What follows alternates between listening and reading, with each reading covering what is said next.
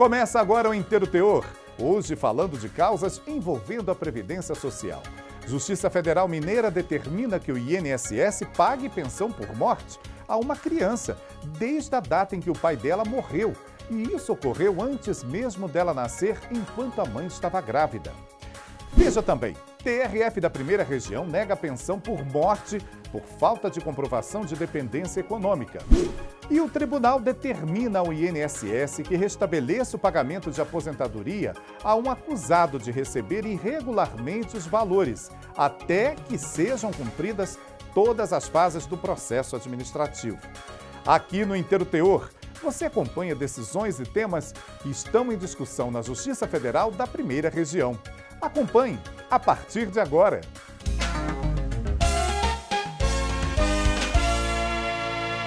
Mães que criam sozinhos filhos, em alguns casos, elas perderam os companheiros ainda durante a gravidez. E isso pode gerar o pagamento de pensão à criança desde a data da morte do pai. Na Justiça Federal, há ações de viúvas que estão buscando esse benefício com decisões favoráveis aos filhos. Confira na reportagem de Daniela Garcia.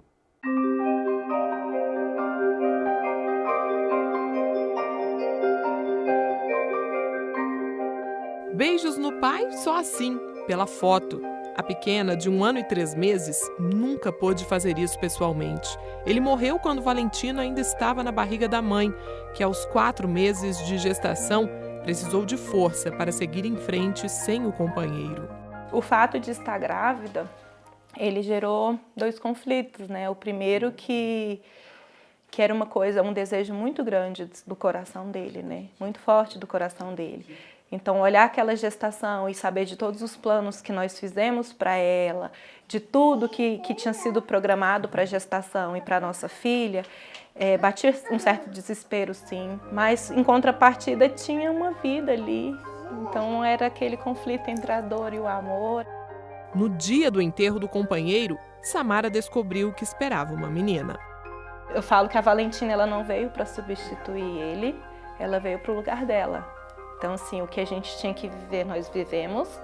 E a Valentina veio para dar um novo sentido. Ela foi realmente o meu ministério de cura.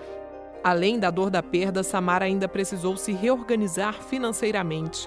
Grávida, arcou sozinha com consultas, remédios, enxoval, parto e todas as outras despesas. Ela foi atrás da pensão por morte para a filha, mas o benefício, até hoje, não foi concedido. Já é um sofrimento muito grande, tanto para mim quanto para ela.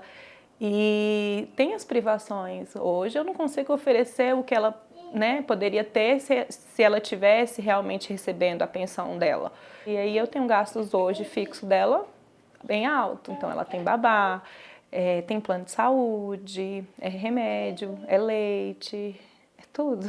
E há outras pessoas na mesma situação. Em Minas Gerais, um caso, inclusive, foi resolvido apenas no judiciário. A decisão da primeira vara da subseção de Montes Claros determinou que o INSS realizasse o pagamento da pensão desde a data da morte do pai da criança.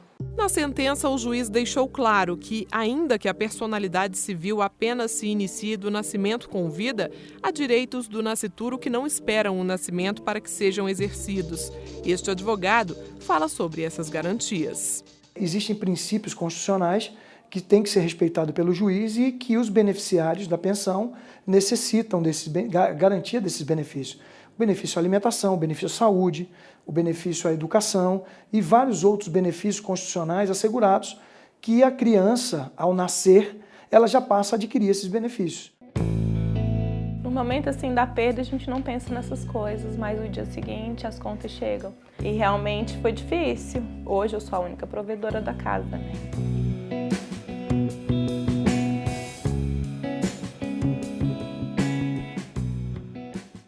As decisões do TRF1, como essa que você viu aí na reportagem, são publicadas no nosso portal. Basta clicar em mais notícias. A seguir, a gente continua falando de casos envolvendo pensão previdenciária. TRF1 nega a uma mãe o benefício de pensão em decorrência da morte do filho por falta de comprovação de dependência econômica.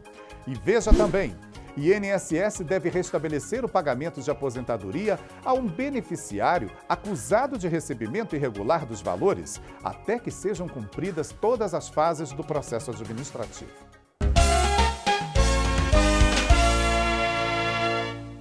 O Tribunal Regional Federal da Primeira Região negou para uma mãe o benefício de pensão em decorrência da morte do filho por falta de comprovação de dependência econômica. Confira.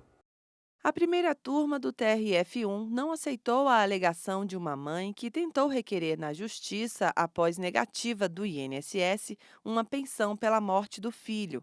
Segundo a autora, ele sempre ajudou nas despesas de casa, mas o colegiado entendeu que a justificativa da mãe não se encaixa nos requisitos legais, pois para que um genitor possa receber pensão por morte do filho, é necessário comprovar dependência econômica, como explica essa advogada. Para o pai que fica, ou um irmão, é necessária a comprovação de dependência econômica, que a gente não pode confundir com a mera ajuda. Às vezes o filho dá uma ajuda para o pai mensalmente, né? Ou esporadicamente, a gente não pode confundir a dependência que ele precisa para viver daquilo que o filho dá a ele, da mera ajuda, que é o que as pessoas costumam confundir, né? Não, ele me ajudava, então eu tenho direito à pensão por morte. Não é a mera ajuda. É o pai depender do filho para sobreviver, daquilo que o filho provê para ele. Ao analisar o caso, o relator, desembargador federal Jamil Rosa, explicou que a dependência econômica dos pais em relação aos filhos não é presumida, ao contrário, precisa ser provada.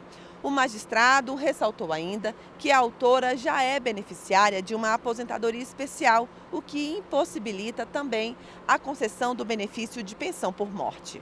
Antes de requerer uma pensão por morte ao INSS, o interessado precisa verificar os critérios legais. No caso de filhos e cônjuge, essa dependência econômica ela é presumida. Agora, no caso do pai, que é o genitor do segurado que veio a óbito, ou de um irmão que tenha ficado, aí a dependência econômica, para que você receba o benefício da pensão por morte, ela deve ser comprovada.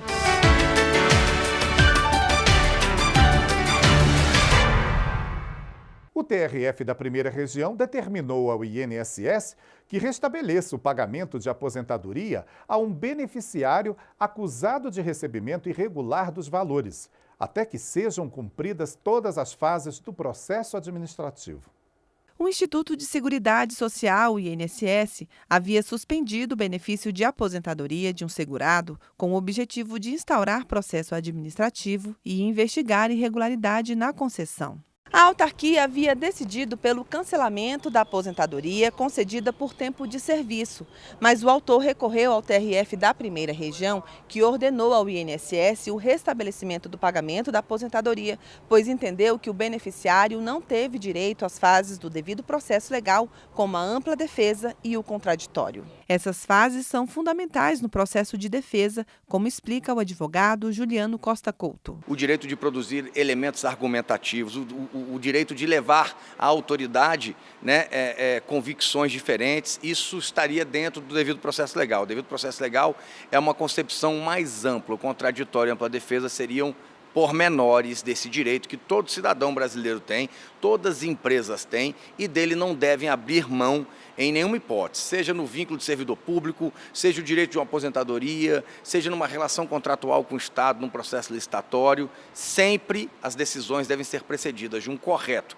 devido processo legal e do contraditório. O parágrafo 55 do artigo 5º da Constituição Federal estabelece que a ampla defesa e o contraditório estão assegurados aos litigantes em processo judicial ou administrativo e aos acusados em geral. Caso o órgão ou a entidade não respeite isso, a decisão que ele vier a tomar depois pode ser nula de pleno direito, ela pode ser declarada ilegal pelo judiciário. O relator do caso foi o desembargador federal João Luiz de Souza. Ele explicou que a administração pública pode, a qualquer tempo, rever seus atos para cancelar ou suspender benefício previdenciário concedido irregularmente, desde que o faça mediante procedimento administrativo que assegure ao beneficiário o devido processo legal.